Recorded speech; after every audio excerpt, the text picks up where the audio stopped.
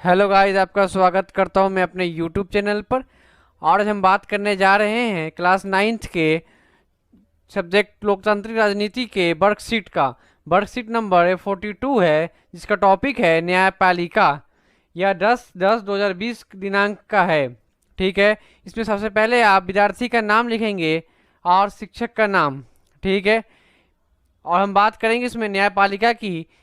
इससे पहले वाले वर्कशीट में हमने कार्यपालिका और संसदीय के बारे में पढ़ा था। ये वर्कशीट नंबर 42 है, जिसका टॉपिक का नाम है न्यायपालिका। चलिए स्टार्ट करते हैं इसको। इसमें बेसिकली ये बताया गया है न्यायपालिका होता क्या है। ठीक है, हमारे देश भारत में विभिन्न स्तरों पर मौजूद अदालतों के समूह को न्यायपालिका कहते हैं। ठीक है, न्यायपालिका में एक सर्वोच्च न्यायालय होता है, एक उच्च न्यायालय होता है, एक जिला न्यायालय और एक स्थानीय स्तर पर न्यायालय होता है। ठीक है, 3 स्तर में होता है, जैसा कि आप देख सकते हैं यहाँ पे सबसे ऊपर सुप्रीम कोर्ट, फिर हाई कोर्ट, फिर डिस्ट्रिक्ट कोर्ट। इसी प्रकार से ये तीनों है। सबसे पहले हम डिस्ट्रिक्ट कोर्ट में जाते हैं, इसके बाद हम हाई कोर्ट में अपील कर सकते हैं, इसके बाद हम सुप्रीम कोर्ट में अपील कर सकते हैं। ठीक है, अब हम बात करेंगे इसमें। अब हमने इसका डेफिनेशन जाना न्यायपालिका क्या होता है। अब हम देखेंगे न्यायपालिका कौन कौन से मामलों की सुनवाई करता है। या देश के नागरिकों के बीच का विवाद, नागरिकों और सरकार के बीच का विवाद सुलझाता है। 2 या उससे अधिक राज्यों के सरकार के बीच का विवाद सुलझाता है, तथा केंद्र और राज्य के बीच के भी विवाद समझाता है। अगर केंद्र सरकार और राज्य सरकार के बीच में कोई शक्तियों को लेकर कोई मतभेद है या कोई मनमुटाव है, उसको भी सुप्रीम कोर्ट सुलझाता है। ठीक है, यह फौजदारी और दीवानी मामलों के अपील के लिए संस्था सर्वोच्च है।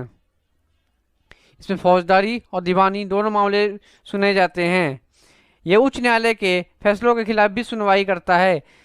यदि आपका कोई मुकदमा डिस्ट्रिक्ट कोर्ट में फैसला नहीं हो पाता है तो हाई कोर्ट में जाता है। अगर हाई कोर्ट के भी फैसले से आप नाखुश हैं तो उसको लिए आप सुप्रीम कोर्ट में अपील कर सकते हैं। ठीक है, भारत का न्यायपालिका एकीकृत है, यहाँ एक ही न्यायपालिका है।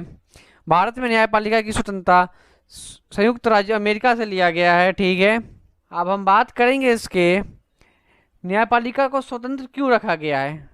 अब हमारे देश में जो न्यायपालिका है वो स्वतंत्र रूप से अपना काम करती है। इस पर किसी प्रकार की कोई रोक छेक नहीं होता। इस पर कोई भी सरकार, विधायिका या गवर्नमेंट किसी प्रकार का कोई हस्तक्षेप नहीं करता। न्यायपालिका भारत की स्वतंत्र न्यायपालिका है। अब किस प्रकार स्वतंत्र है ये देखेंगे। न्यायपालिका विधायिका या कार्यपालिका के नियंत्रण में कार्य नहीं करती है। जैसा कि मैंने आपको बताया, किसी भी गवर्नमेंट या किसी भी अधिकारी के अंडर में न्यायपालिका काम नहीं करती है। न्यायपालिका एक स्वतंत्र संस्था है।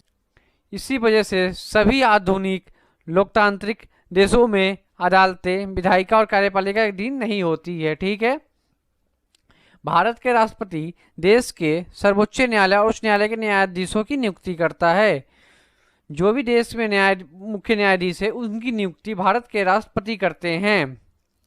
एक बार किसी व्यक्ति को सर्वोच्च न्यायालय या उच्च न्यायालय के अधीन नियुक्त करने के बाद उसको पद से हटाना थोड़ा असंभव हो जाता है, क्योंकि ये बहुत लंबी प्रक्रिया होती है। इसमें पहले उनको महाभियोग लगाया जाता है। महाभियोग लगाने से 14 दिन पहले उस जज को बताया जाता है कि आपके खिलाफ महाभियोग प्रस्ताव लाया जाएगा संसद में, और तथा ये प्रस्ताव दोनों सदनों में पास होने के बाद ही इसको मानने मिलता है। इसीलिए मुख्य न्यायाधीश को हटाना थोड़ा असंभव है।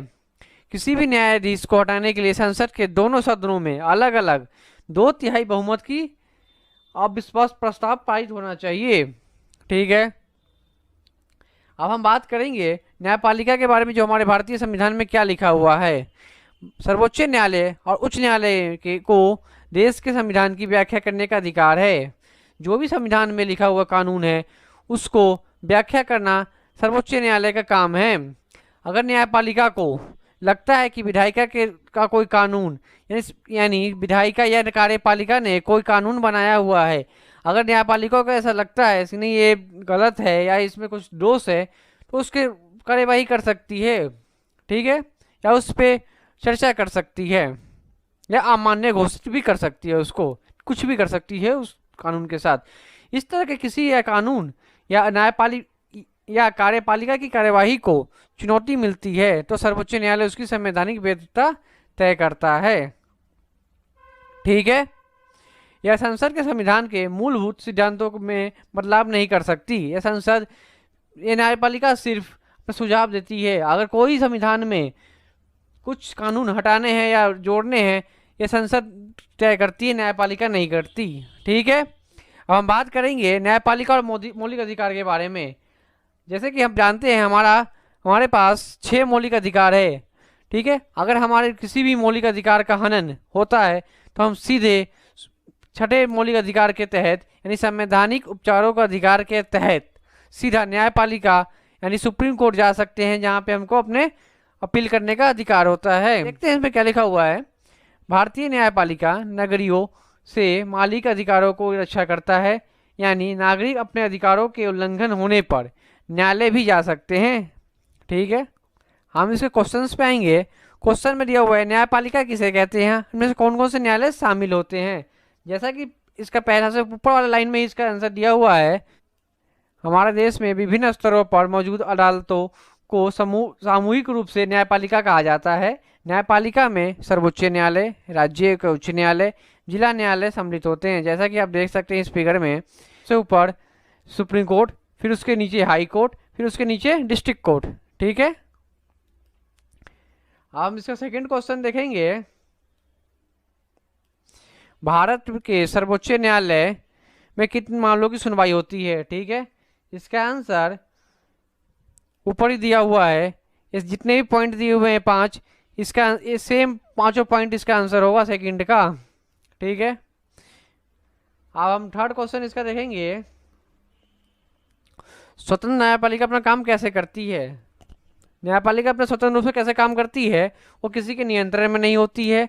अगर किसी विधायिका या कार्यपालिका के किसी कार्य पे उनको असंतोष होता है तो उसके खिलाफ वो न्यायिक जांच कर सकती है। वो इसी प्रकार वो अपने सारे स्वतंत्र रूप से कार्य करती है। उस पर किसी भी प्रकार की विधायिका या कार्यपालिका कोई हस्तक्षेप नहीं करता। और फोर्थ क्वेश्चन है, आपके विचार से में नागरिकों के अधिकारों की रक्षा के लिए न्यायपालिका क्यों आवश्यक है। ये आप अपने विचार दे सकते हैं इस पे, सबके विचार अपने अलग अलग हो सकते हैं। धन्यवाद। आपको वीडियो अच्छी लगी, अच्छा लगे तो कृपया लाइक करें, शेयर करें और कमेंट करना ना भूलें। धन्यवाद।